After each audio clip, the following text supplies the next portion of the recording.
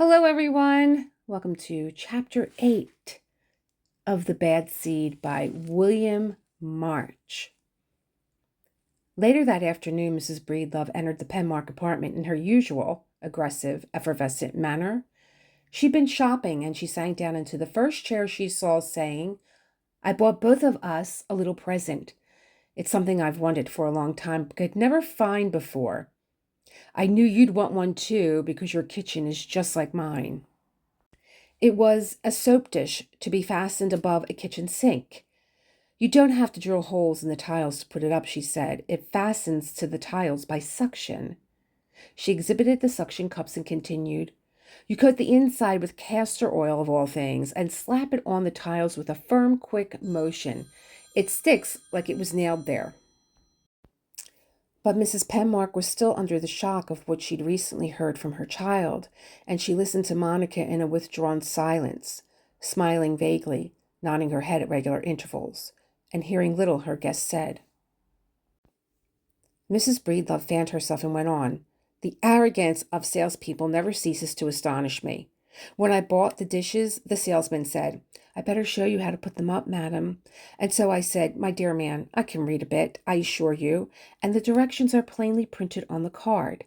And then he smirked in that superior way men affect, particularly when there are other men around listening, and said, 'The ladies aren't much good when it comes to mechanical things. My wife can't even screw in a light bulb and keep it straight.' And so I said, 'I dare say I can fix anything you or any other man can fix. And what's more, it wouldn't surprise me if I couldn't fix a lot of things you can't fix.'" She talked on and on in a pleased, hearty voice, repeating the things she'd said to the salesman and things he'd said to her. Mrs. Penmark smiled in agreement and sat with her hands so inert in her lap that already they seemed to have lost some of their realistic, everyday power. Mrs. Breedlove's story came to her vaguely, not as a thing in itself, but only as a background for her own thoughts, for her mind was still on the problem of Rhoda and what to do with her now.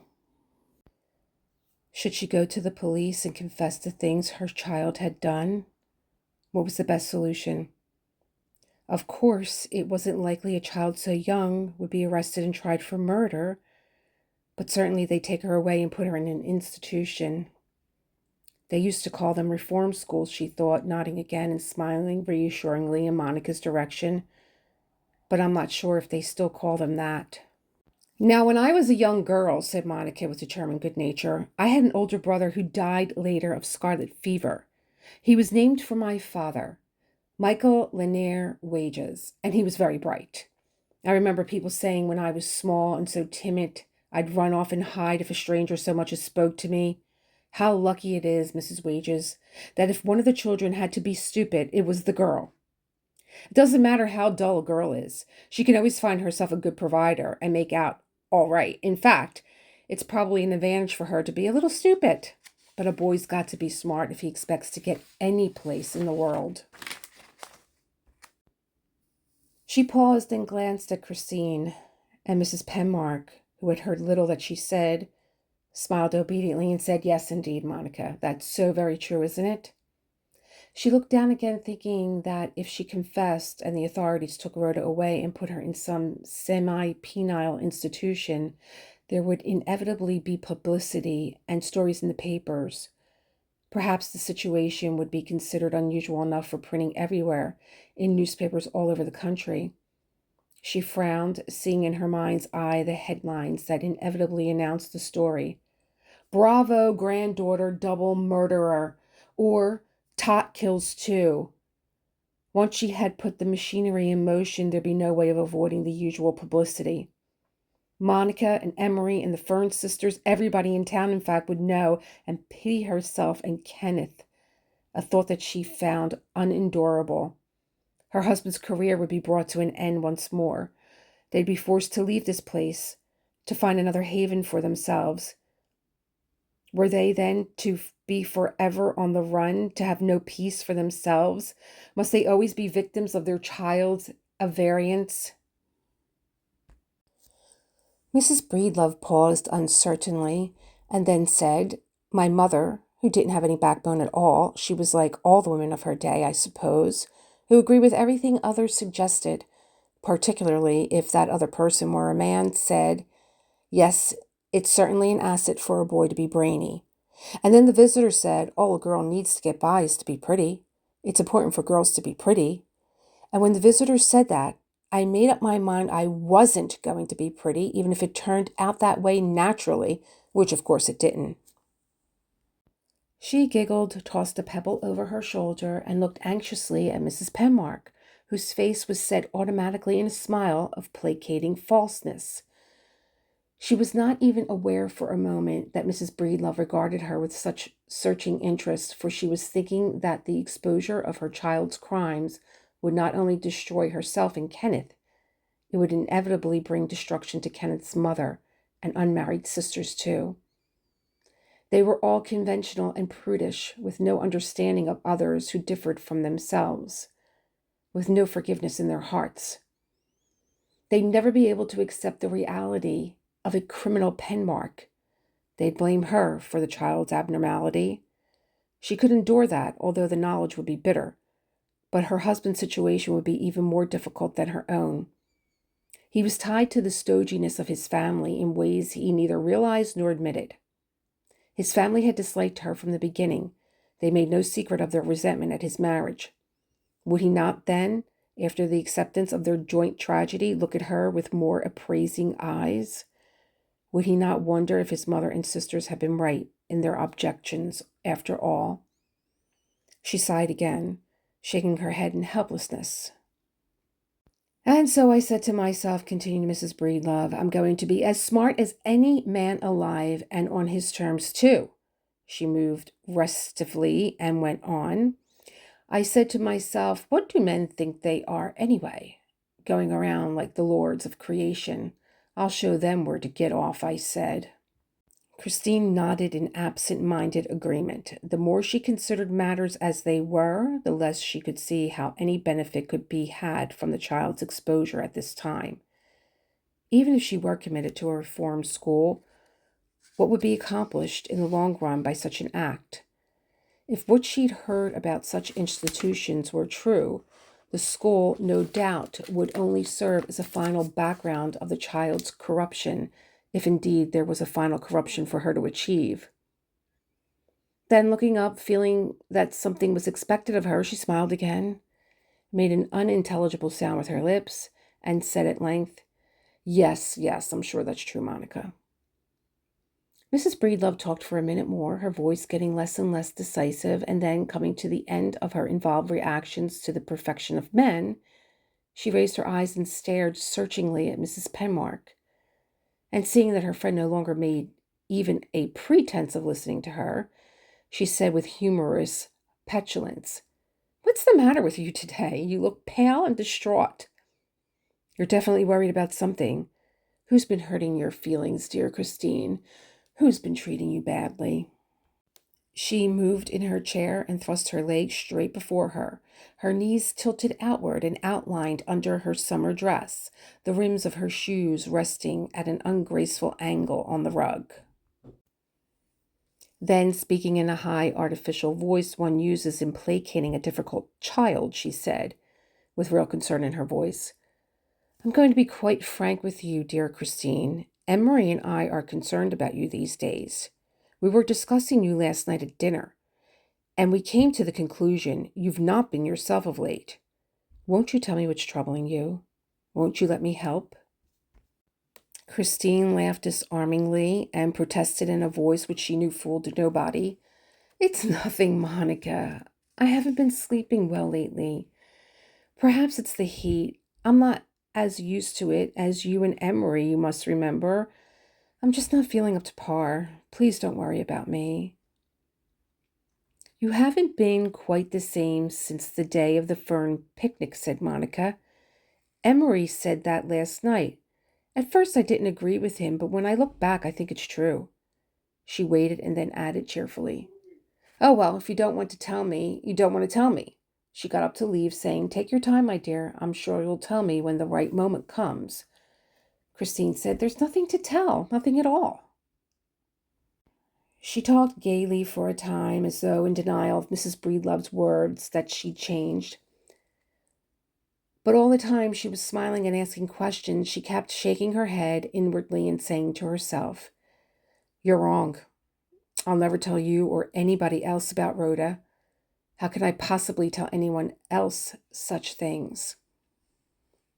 Mrs. Penmark remained awake that night for a long time, turning nervously from side to side, but toward morning she fell into unquiet sleep, into a troubled dream.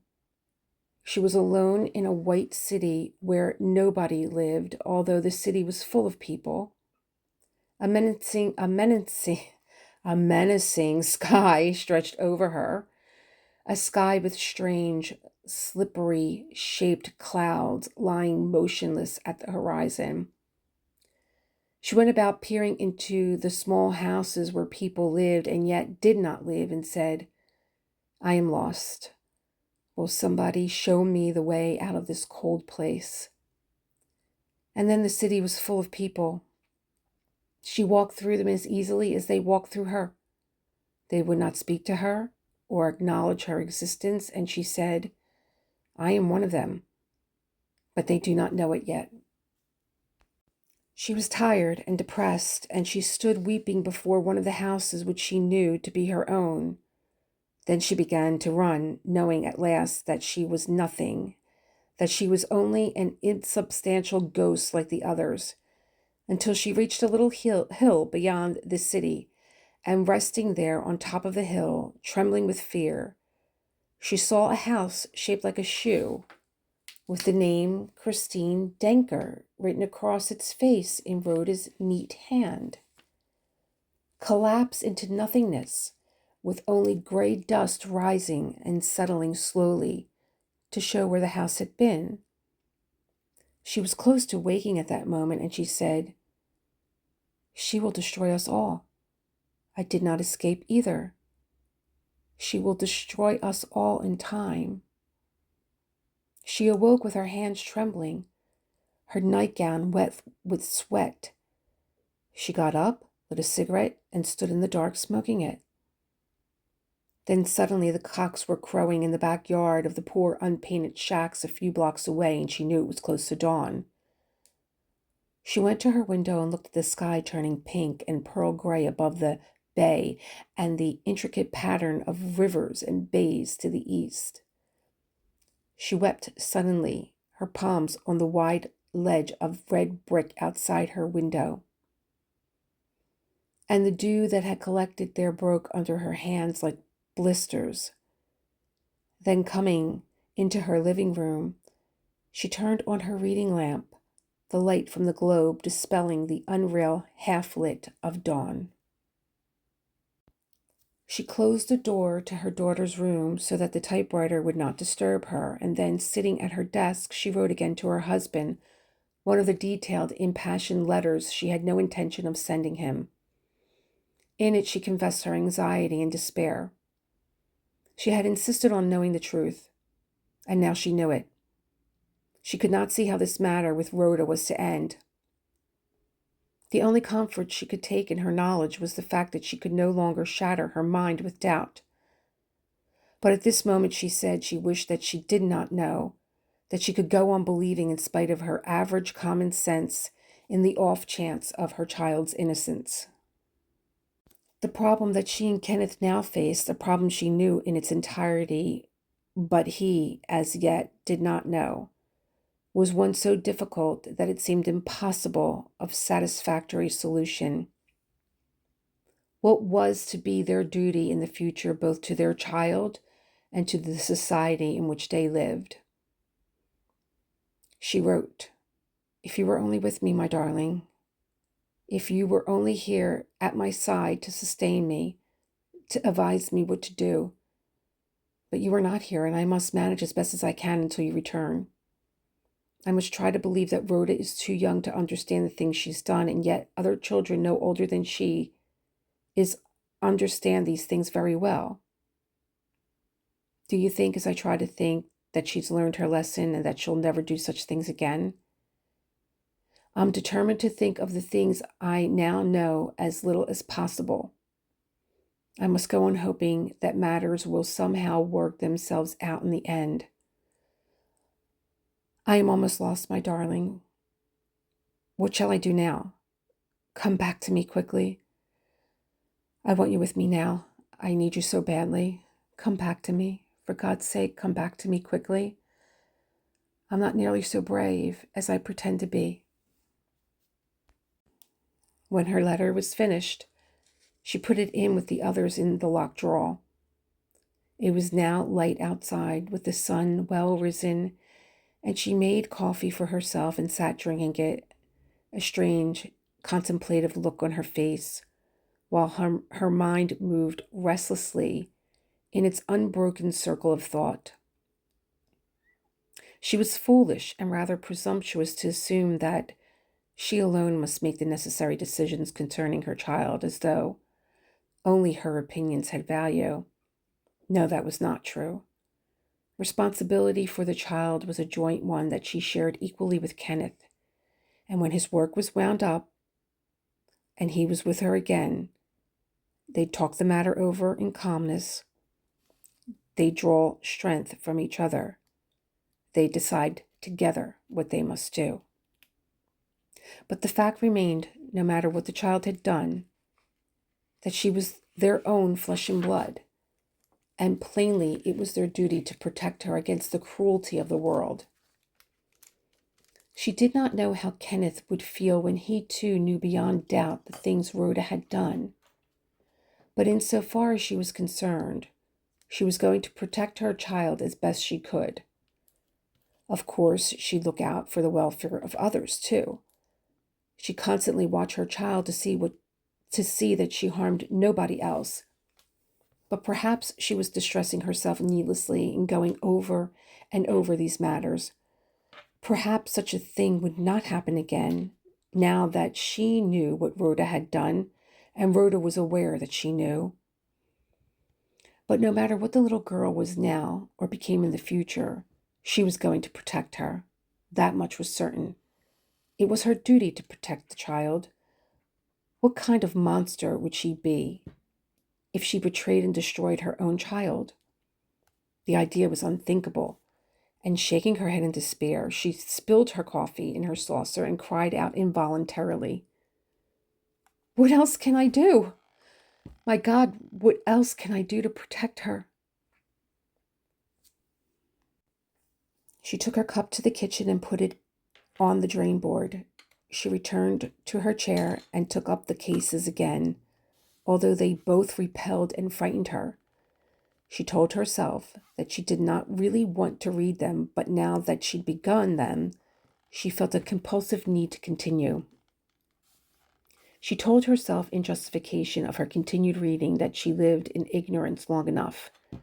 Perhaps if she'd faced reality sooner, she might have understood Rhoda better and at a much earlier time. But even then, somewhere in her mind, she knew her facile explanations to herself were only partly true, that they were not even the most important truth. For she read the cases now, in spite of the fact that she told herself she did not want to learn more, with reluctant eagerness, as though knowing that one of them, if she persisted in her efforts, would reveal not only the true enigma of her daughter's mind, but would clarify that was hidden in herself as well. Then, sighing a little, she began to read, to search diligently for the particular case she looked for, the case she had not yet encountered. The alarm, which she'd set for 8, went off at that moment in her bedroom, and waking her daughter, she went about her preparations for breakfast. From her quick kitchen window, she saw Leroy coming to work. When he reached the garage doors, he yawned, scratched himself, snickered, and looked up at Rhoda's window. He stood under the window and whispered, "Rhoda, little Rhoda, you up yet?" Mrs. Penmark drew back into the room so that he could not see her, and then Leroy, looking cautiously from side to side, said softly, "Rhoda, Rhoda, tell me one thing. You found what you've been looking for yet?" The child gave no sign of his presence under her window, and he turned away, laughing his muted, triumphant laugh. He said, If you haven't found it so far, you better look harder. One thing's sure, I better not find it first. He spoke in a high whisper, one finger raised coyly to his lips, and then resting against the steps, his eyes still fixed on the child's window, he said, "Zzz, zzz." You know what that means? Now don't you? If you don't know, you sure better find out. He laughed again and continued, "Zzz, zzz." He turned toward his basement room, adding, I know you're listening to me back of that curtain. I know you heard everything I said. When the child came into the breakfast room, Christine said, I heard you and Leroy talking together. What did he mean by that peculiar sound he kept making? You didn't hear us talking together, said the child. You heard Leroy talking to me. I don't talk to Leroy. What did he mean by that hissing noise he made? I don't know what he meant. Leroy's a silly man. I don't listen to Leroy more than half the time. She sat at the table and unfolded her napkin. Her face rested and untroubled, sleep still in her eyes. Then she yawned, covered her mouth daintily with her palm, and picked up her spoon.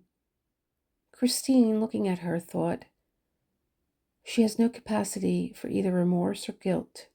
She's entirely untroubled. And afterward, when Rhoda was in the park, Mrs. Penmark went on with the cases. She paused from time to time to speculate on the odd mind of the criminal, to discover the lesson each taught for her own guidance. She wondered what force had caused these unusual people to become what they were. Was it the result of faulty training? Was it bad environment? Or was it some inborn, predestined thing which could at best be modified only a little? These speculations so occupied her mind that later in the morning she telephoned Reginald Tasker for his opinion.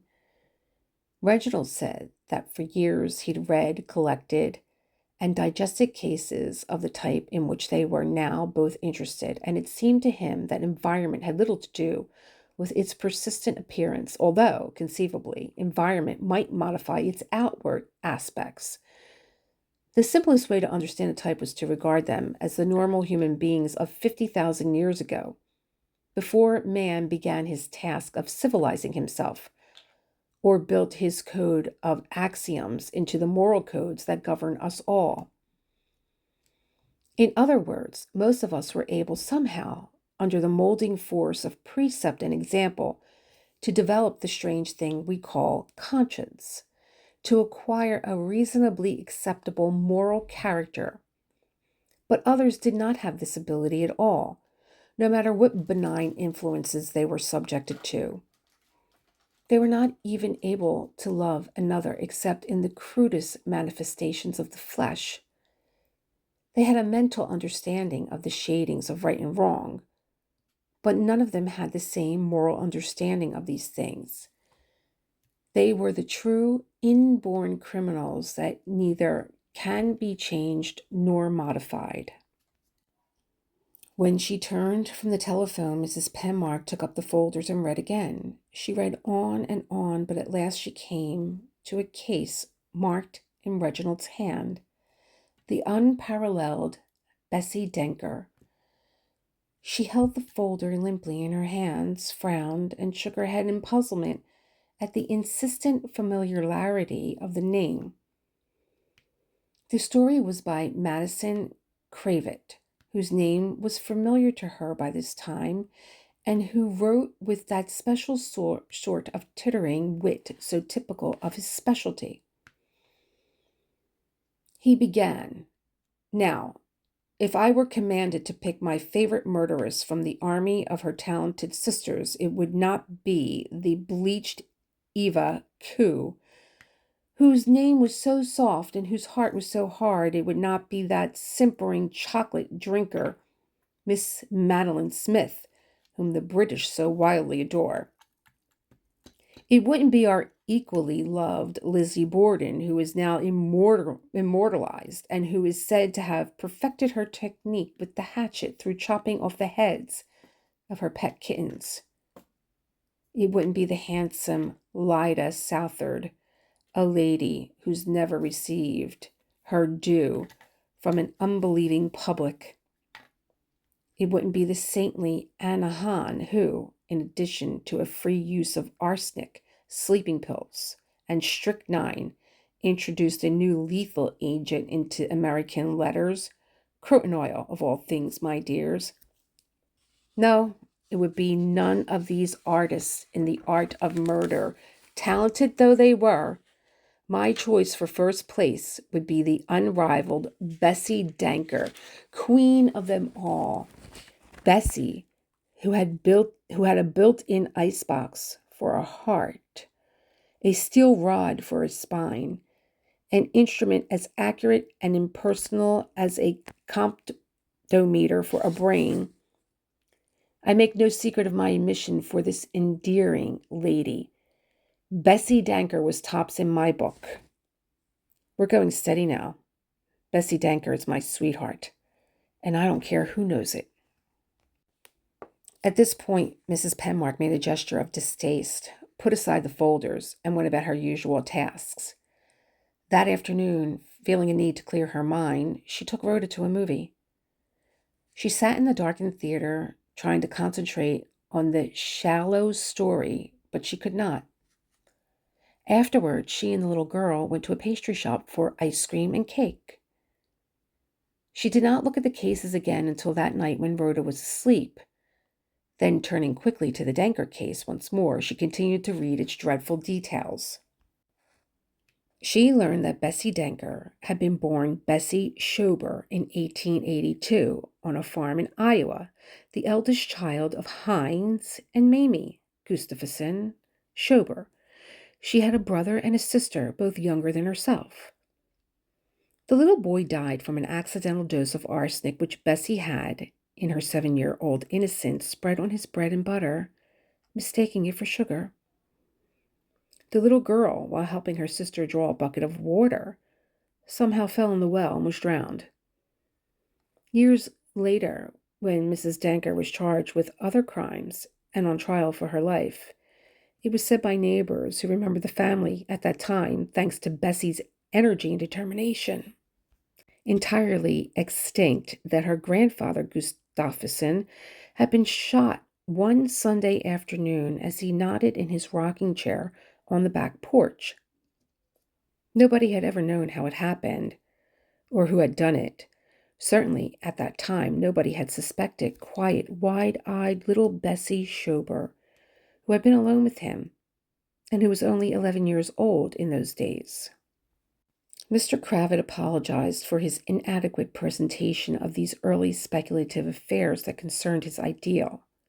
But if the reader wanted a more detailed picture, a truly profound study of the early years of Bessie Schober Danker, he referred them to the remarkable series of articles by the late Richard Bravo, who had reported Mrs. Danker's trial and who had studied her life in the minutest detail, who was, in fact, the acknowledged authority of her early antics. Mrs. Penmark's hands were sweating. They shook as she put aside the folder and lighted a cigarette. She wondered why her father had never spoken of the Danker case. If he were the recognized authority on certain aspects of it, as he's spoken of other affairs of his time in which he played a journalistic part, or had he spoken of it, and had she, being uninterested, merely heard and forgotten? If the latter were true, she could understand why the names Danker and Schober and Gustafson seemed so familiar to her now, as though she'd known them all in some distant time in the past. Why she could at this moment, even before she read the facts, anticipate some of the things that were to happen later on. She did not know, and suddenly she did not want to know. She felt that she'd been unwise in reading these cases of calculation and cold greed. Really, they served no purpose. The whole idea had been a mistake. She read no more. But against her will, she kept remembering the Denker case and saying to herself, there was a boy called Sonny, I think. Was his real name Ludwig, do you suppose? There was another boy older than Emma named Peter. Yes, I'm sure his name was Peter. And there was another girl, the younger of the Denker children, but I can't remember what her name was now, although I certainly knew it at one time. She went on to mirror and stared at herself in astonishment, thinking, have I lost my senses? How could I have ever known such people? Then she told herself she'd read no more. She meant it this time. She returned the files to Reginald the next morning. She would dismiss from her mind those implications that struggled so strongly to be recognized. She glanced at her clock, and seeing it was after midnight, she went to bed, although again she was restless and could not sleep. She said to herself, how can Bessie Denker concern me? I don't want to know anything more about her. I have my own problems to solve. And this concludes Chapter 8. I was a little shaky there at the revelation that Richard Bravo, who is Christine's father, worked so closely on this Denker case, who seems to be the queen of killers, according to Mr. Cravat. Okay, we're going into Chapter 9.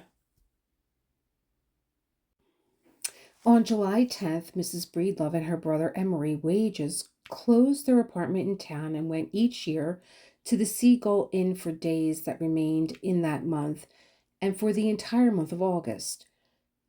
Usually, before departure, Monica gave a big buffet supper at the country club, as though to console her friends for the loss of her society over such an extended period. This time she planned her supper for the 4th of July, since an elaborate display of fireworks was scheduled at the club that particular year.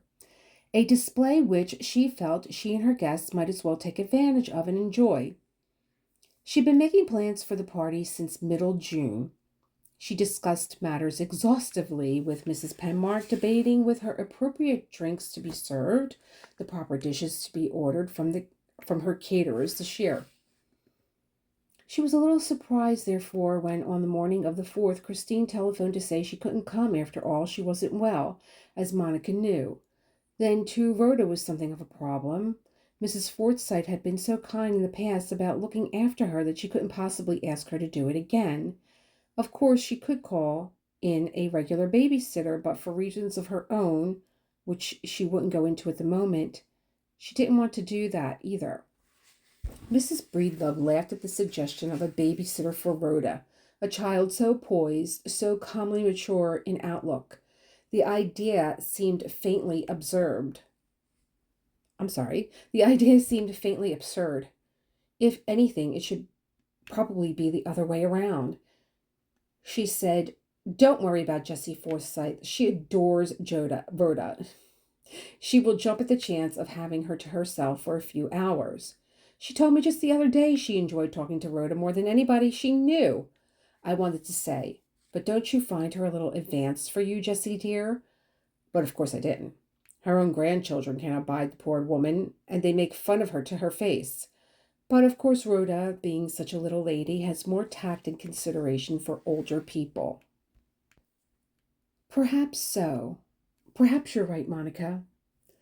The truth of the matter, said Mrs. Breedlove cheerfully, is that you're brooding too much. You're neglecting your social obligations so much lately that even Emery, who notices nothing at all as a rule, remarked on it. Now, you must disregard your little depression of the moment and come to the party, even if you don't feel up to it. You're sure to be the belle of the ball, as you always are, with the settled married men yearning at you and wishing their horrible wives looked more like you. Just leave everything to me, dear Christine. All you have to do is look your prettiest. I've got to be at the club early to see about the decorations, but Emery has been instructed to pick you up around 6. At the party, Mrs. Penmark sighted Reginald at once and pushed her way through to him. They sat on the terrace together beside the open French doors, and he asked her how she was getting on with the case histories. She said she got into the Denker case a little way. She read a few pages of it, but it disturbed her, so she had to put it aside. She paused, shook her head in puzzlement, and said, "Did you ever go to a strange place or meet a strange person or even hear a conversation for the first time with the feeling that everything that was happening then had happened before?" "Oh, yes, fairly often. There's a name for it, but I've forgotten what it is." "Well, as silly as it sounds, I have that feeling about Bessie Denker. I don't understand it." "You've probably read that case before and just forgot."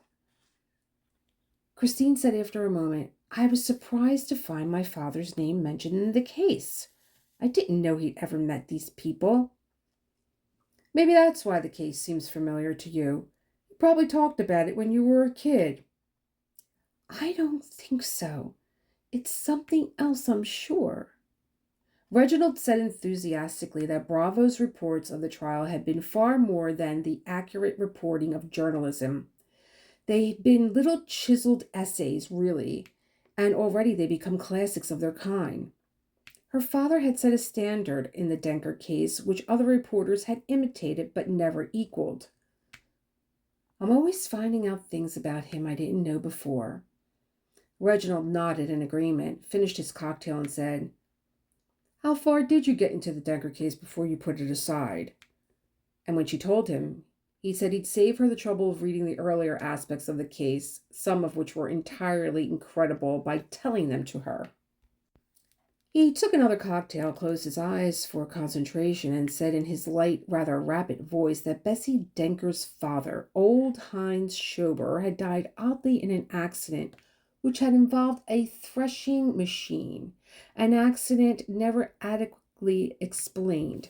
Later on, years later, Mrs. Denker's admirers had seen significance in the fact that Bessie was working beside her father at the time. But if she was involved in his death, such an involvement was never established. At any rate, the old man had left his widow comfortably fixed. Bessie was about 20 years old in those days and eager to embark in earnest on a career already auspiciously, if had haphazardly begun. But she felt she could do better in a city, and already her thoughts turned toward Omaha, Nebraska. But she remained on the farm for a time to look out for her mother, who suffered from indigestion since her husband's death. Then, when her mother died on schedule and Bessie had the farm and the insurance money for her own, she sold out and moved away. In Omaha, she married a man named Vladimir Kurowski, a man of considerable substance. At the insistence of his bride, he had himself heavily insured. He left his widow of less than a year to her grief and quickly earned possessions. So when widow Kurowski cashed in her policy, sold her property, and moved to Kansas City. Not long after, she met and married a young farmer named August Denker. He came of a well-to-do family, although his particular branch of it had little. When Mrs. Denker closed her Kansas City residence and embarked with her new husband for his farm, she began the major phase of her career, the phase that was later to both delight and astound her contemporaries.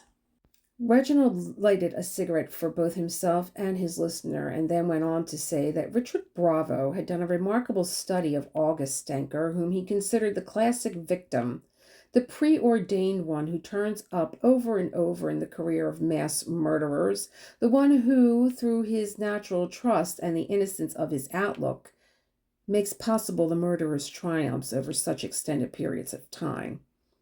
He had seen a photograph of August Denker, taken about the time of his marriage to his incredible wife. He was blond, with delicate, almost feminine features, and his eyes had looked out at the world with innocence and candor.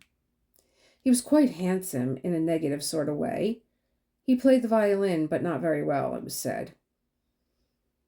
Mrs. Penmark pressed her hands against her eyes, shook her head, and said under her breath, No, it wasn't the violin. I'm sure it wasn't. It was a wind instrument of some sort. At least it was something you blew into. I think it was a cornet." A group came onto the terrace and stood chatting nearby, and Reginald was silent until they passed out of earshot. Then he talked once more of Mrs. Denker and the remarkable things she'd accomplished. At the time she married August Denker, she already worked out a master plan for the annihilation of his family, and for a long time everything went according to schedule.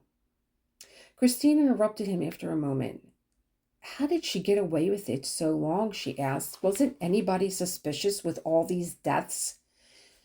In Reginald's opinion, the fact that Bessie Denker had escaped detection so long wasn't nearly so as implausible as Mrs. Penmark seemed to think. In the first place, good people are rarely suspicious. They cannot imagine others doing the things they themselves are incapable of doing. Usually they accept the undramatic solution as the correct one and let matters rest there. Then, too, the normal are inclined to visualize the multiple killer as one who's as monstrous in appearance as he is in mind, which is about as far from the truth as one could get. He paused and then said that these monsters of real life usually looked and behaved in a more normal manner than their actually normal brothers and sisters. They presented a more convincing picture of virtue than virtue presented of itself. Just as the wax rosebud or the plastic peach seemed more perfect to the eye, more what the mind thought a rosebud or a peach should be, than the imperfect original from which it had been modeled. He stretched delicately and went on to say that Bessie Denker must have been one of the truly talented actresses of her time, with her church going, her visiting around with other members of her husband's family, her tireless baking of pies and cakes for church bazaars, and her little thoughtful errands of mercy for those less fortunate than herself. He talked on, but Mrs. Penmark, growing restive, interrupted him to ask, who was Ada Gustafsson? What part did she play in Mrs. Denker's affairs? Reginald flicked his cigarette onto the grass, laughed, and said, oh, that one. Then almost at once he went on to explain that Ada Gustafsson had been a poor relation of Mrs. Denker, an eccentric spinster who'd come late into the picture after most of the Denker murders had been accomplished. In fact, and who was usually referred to in the record of Bessie's trial as old Ada Gustafsson. She had been a woman in her late 60s at that time, but she was still spry and strong, and having no place else to go for the remaining days of her life, she had sought asylum with her distant cousin, Mrs. Denker, and once taken in, she had earned her keep by cooking, scrubbing, nursing Bessie's 4 children, or even working in the fields with August and the men. She was shrewd and observant, with perhaps more than a touch of Bessie's own temperament in her, and she was to be Bessie's stumbling block at last, the nemesis of her defeat. She had observed everything that went on at the farm with a cynical uplifting of the eyelids, a wry pouting of her old lips. For a long time she said nothing, but she fell into the habit of following Cousin Bessie about with her eyes, nodding thoughtfully as though collating and winning the impression she already formed of her. It was for the murder of Cousin Ada Gustafsson, and not for one of the Denker murders, which would have been more difficult to prove, that Mrs. Denker was tried and eventually executed. Christine listened in silence to the long description, thinking, I remember Cousin Ada dimly. None of us liked her at home. She had a dog named Spot. He used to snap at Emmy and Sonny, and at me too, but we made friends with him. But he never made friends with Peter, I remember. Suddenly she moved forward in her chair, put her glass down, and locked her fingers together. There was a sense of inescapable knowledge that she could no longer deny, a feeling of approaching doom which she sought to avoid. But she knew now that she could not. She half turned in her chair, looked steadily at the hedges beyond the green lawns, and said in a voice which was almost inaudible, "What was the name of the youngest of the Denker children?"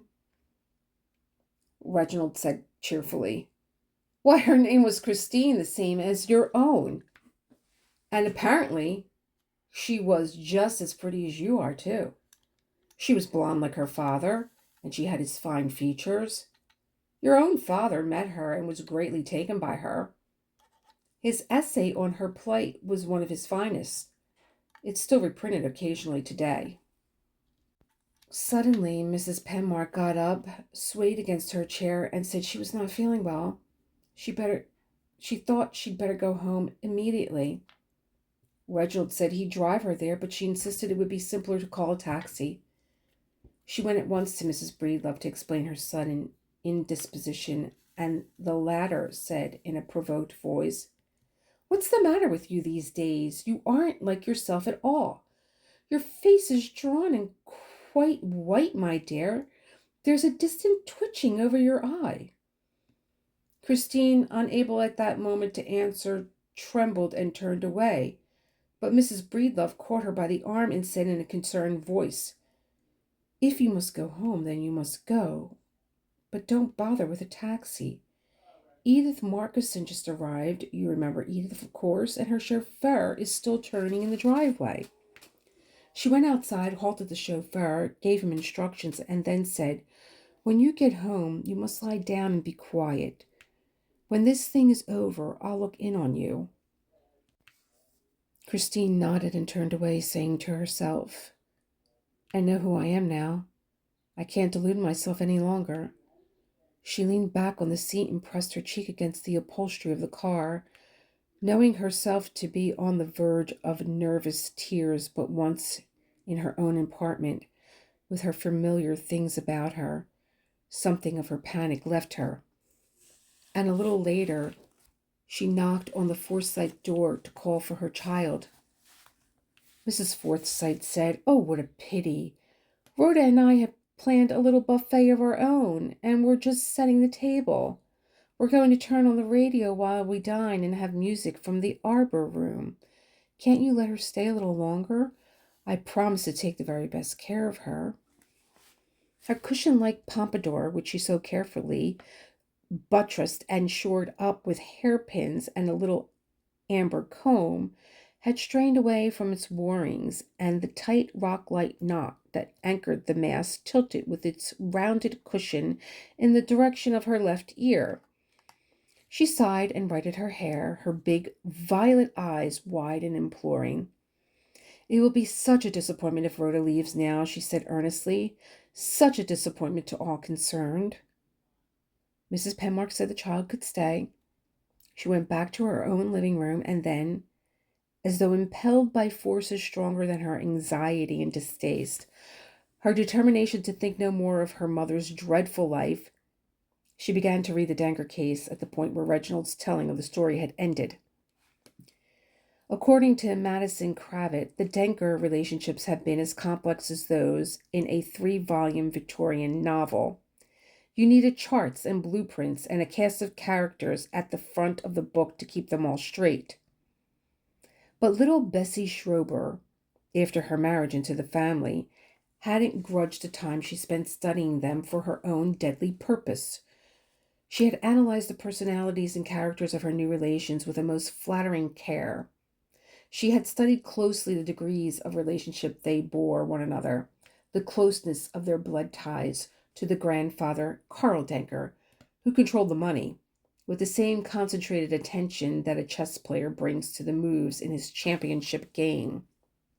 And if he might be permitted to carry his somewhat trite figure of the chess champion further, her move to divert the flow of the Denker money from other branches of the family and to direct it inevitably into her husband's direction were as shrewd, as calculated, as coldly brilliant in her game of murder for profit as any champions were in his less violent field. This she had consciously done by poison, the axe, the rifle, the shotgun, the simulated suicides by hanging and drowning, And while it would take far too long to go into these family tragedies in the detail they deserved, he would say that at the end of 10 years, Bessie had accomplished her goal in 23 moves of such boldness, such brilliance of strategy, such remarkable rightness of detail, that she become the particular darling of the intellectual murder fan. But if the interested reader wanted more information to study both this remarkable woman and the details of each of the varied Denker deaths exhaustively, then he referred him to Jonathan Mundy's volume on Bessie Denker in the Great American Criminals series.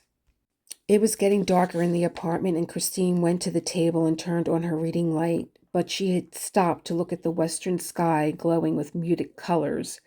Birds flying high made a thin line across the soft, waning colors. The live oaks lifted rhythmically under the evening winds from the Gulf, showing arches of horizon that were cloudless, polished, and deep blue. She stood quietly a moment, and then she walked nervously through her house, turning on lights without sense, and as capriciously turning them off again. She came back to the case at length to read its ending. At the time of Bessie Denker's trial, the only member of the Denker family remaining alive was the little girl Christine, about whom so much has been written. What happened eventually to this tragic child who somehow managed to escape her mother's master plan is not known, although it is generally believed she was taken for adoption by some respectable family. But one cannot help wondering what her life has been like since. Where is she now? Is she married with children of her own? Has she forgotten the horrors she must have known in her early childhood?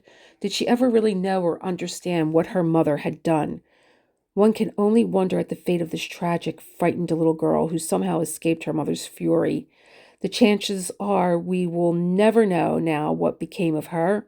Her new identity has been well guarded indeed. Christine dropped the folder in confusion, lay on her bed, and pressed her face into her pillows. She wept and said, "Here I am, if you want to know. Here I am." And then after a moment, "I didn't escape after all." "Why did you think I escaped?" Again, Mrs. Penmark could not sleep. She lay on her bed, staring up at the white ceiling, faintly luminous in the dark, her eyes fixed on the elaborate decoration of fruits and flowers which originally had been the centerpiece of a chandelier. Outside, she could hear trees rustling as the breeze lifted their branches and moved them gently about. There was the smell of crushed camphor leaves nearby, and further away the sickeningly sweet odor of the night-blooming jasmine bushes on the Kunkel's lawn. Then, when she could no longer bear the silence nor the thoughts that went through her mind in a repetitive pattern, she got up, went to her rear balcony, and looked up. There was a light on in Mrs. Breedlove's study, and in desperation she went to her telephone and dialed Monica's number. Mrs. Breedlove said, "I'm so glad you called, dear Christine. I wanted to get in touch with you when Emery and I came back from the party. But it was after 11 and I was sure you'd already retired. But you know how guests are, I'm sure. They never go home once they get high." Then, in a softer voice, as though just remembering that her brother was asleep, she lowered her voice and said, "I was so sorry you couldn't stay to the end. Now, take care of yourself. We mustn't let you get sick. None of us could endure that, dear Christine." She paused a moment, and then, as though she glanced at her watch in the interval, she said, "Why don't you run up for a little visit? It's only 1:30, and I'm not the least bit sleepy. We'll make a pot of coffee. I'll put the water on now and sit in the kitchen like a couple of old peasant widows." She met her guest at the door, a warning finger to her lips. She was wearing a flowered kimono, and her face was smeared wildly with cold cream, her hair rolled up in kid curlers. She laughed cautiously and said, "I've always had a passion for that fat little curl, although the fat little curl is plainly not for me. Laughed heartily if you like to, my dear. I'm not at all concerned when others find me ridiculous." Christine nodded and smiled as best she could, thinking, "I should have left well enough alone. I should have shouldn't have gone prying into the past to find what my secret was. My foster parents were so wise in never telling me. They were right in shielding me from a past I could neither change nor help, but I couldn't let matters remain as they were. I had to go seeking and prying, and now I know. When the coffee had dripped, Mrs. Breedlove served it, and they sat together under the harsh kitchen light overhead. Monica talked in detail of her buffet party, apologizing occasionally for the muddiness of her thoughts, the clumsiness of her phrasing. Then suddenly the tenor of her thoughts changed, and touching Christine's cheek, she said, "There's something troubling you. Won't you tell me what it is? I think you know by this time you can trust me all the way." Christine shook her head, sighed, and looked down helplessly. I can't tell you. Not even you, Monica." She went to the icebox, took out a carton of cream, and poured it into Monica's pewter creamer, thinking, how can I blame Rhoda for the things she's done? I carried the bad seed that made her what she is. If anybody's guilty, I'm the guilty one, not Rhoda. She suddenly felt both humbled and guilty, thinking how she wronged the child, even if she had done so unwittingly. I'm the guilty one, she said again to herself. I was the carrier of the bad seed. Mrs. Breedlove waited a while, then said that if Christine wouldn't tell her the trouble, she must guess at it. Tell me this, she added. Have you and Kenneth come to a parting of the ways? She laughed at her own fancy and went on. Has he found the little Spanish girl in Chile and given you the brush off with nothing to remember him by, except a curt note of explanation? It's nothing like that, Monica. I wish I were as sure of everything as I am of Kenneth. Mrs. Breedlove waited, sipping her coffee, and then said, the only other thing I can think of is health. Are you afraid you have some disease, something like cancer, for example? If you suspect that, we must face it with courage. We must do everything that can be done, and there is so much that can be done these days, and whatever there is that can be done, we'll do it. I'm perfectly healthy as far as I know. Mrs. Breedlove put down her cup. I'm not going to bully you anymore, Christine. I'm only going to say I love you truly and deeply, my dear, as though you were my own, in fact. Emery feels the same way about you, but I needn't tell you that, for you know it already. Christine nodded and rested her forehead on the table. Monica stood above her, put her hand on her shoulder, and said in the soft, serious voice she rarely used, You know you can trust me. You know you can trust me.